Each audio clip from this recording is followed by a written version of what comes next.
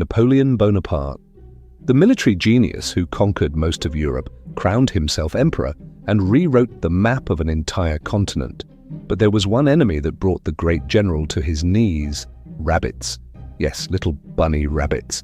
In perhaps history's most bizarre military defeat, the man who commanded hundreds of thousands of soldiers was once forced to retreat from a field of fluffy bunnies. How did the mighty emperor become the laughingstock of Europe? Well, that's a tale certainly worth telling. It's July 1807, and Napoleon is feeling pretty good about himself. He's just signed the Treaties of Tilsit, effectively bringing Russia into his continental system and cementing his dominance across Europe. To celebrate this diplomatic victory, Napoleon decides to host a rabbit hunt near Paris, because nothing says I'm an all-powerful emperor quite like shooting small, defenseless animals for sport. The event was meticulously planned, as you'd expect from a military mastermind. Napoleon invited dozens of generals and dignitaries to witness his prowess as a hunter. The chief of staff, Alexandre Berthier, was tasked with organizing this grand spectacle, and Berthier, eager to impress his emperor, went all out. Berthier purchased hundreds of rabbits from local farmers to ensure the hunt would have an abundance of targets.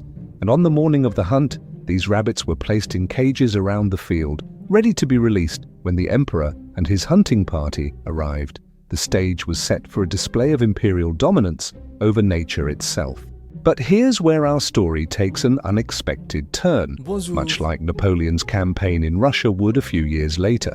When the hunting party assembled on the field, servants opened the cages to release the rabbits. However, instead of scattering in fear as wild rabbits normally would, something truly extraordinary happened.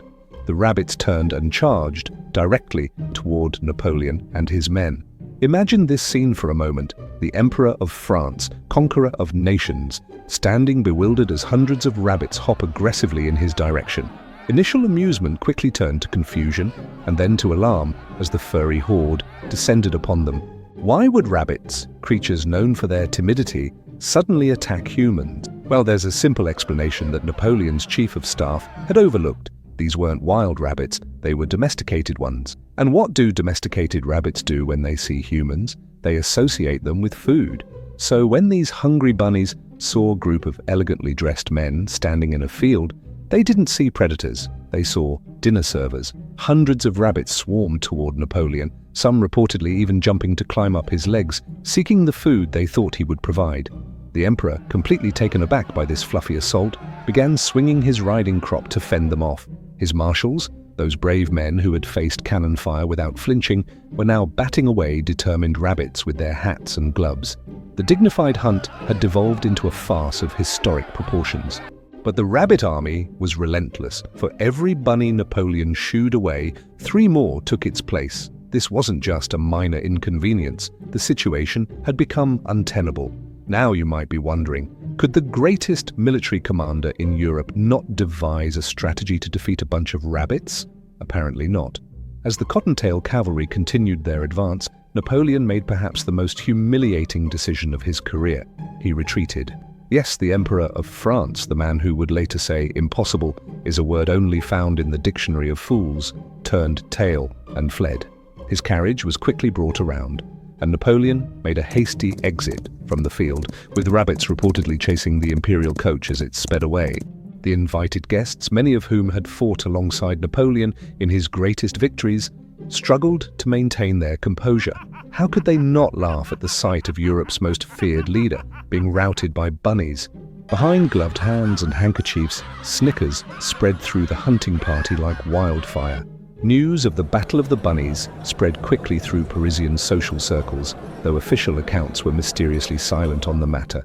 Political cartoonists of the time, particularly the British who delighted in mocking Little Boney, would have had a field day with this incident, though curiously, few contemporary satirical drawings of the event exist, perhaps suppressed by Napoleon's efficient censorship machine. The story might have been lost to history altogether, if not for the memoirs of Louis-Philippe Ségur, a diplomat present at the hunt, who recounted the event years later when Napoleon was safely exiled to St. Helena and could no longer punish those who laughed at his expense. So why does this ridiculous anecdote still capture our imagination more than 2 centuries later? Perhaps because it humanizes one of history's most iconic figures.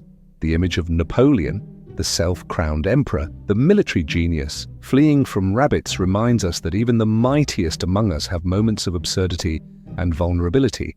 It's also a delicious lesson in hubris. Napoleon's staff, in trying to ensure a successful hunt, created the very conditions for a spectacular failure.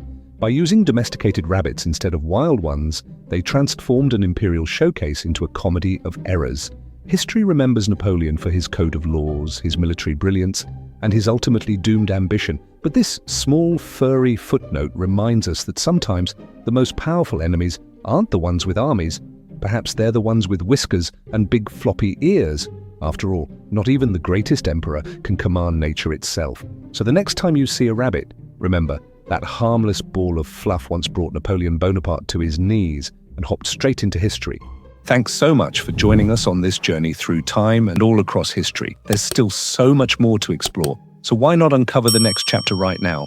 And I'll see you there.